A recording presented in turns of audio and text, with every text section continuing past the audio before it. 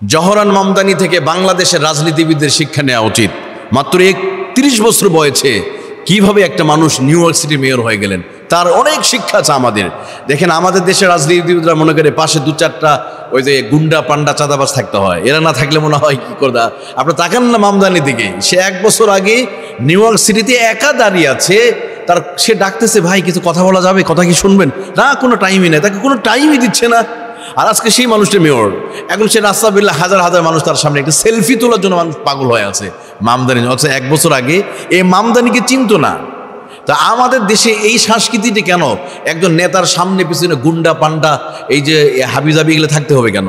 আপনি একা চেষ্টা করুন, আপনি সিটিতে বের হন, শহরে বের হন, আপনি বলেন আমি আপনাদের সেবা করতে চাই, আমি এই কাজটা করতে চাই, আসেন। এই জন্য তরুণ রাজনীতিবিদ যারা আছে বিভিন্ন দল গঠন করেছেন, নতুন জুলাই বিপ্লবে পরে তাদেরকে বলতে চাই, ওই সমস্ত যুবকদেরকে আপনারা এই জহরান মামদানি থেকে শিখেন আর দুর্নীতি করব না এরকম সিদ্ধান্ত নেন, তাহলে দেখবেন মানুষের হৃদয় জয় করে ফেলবেন।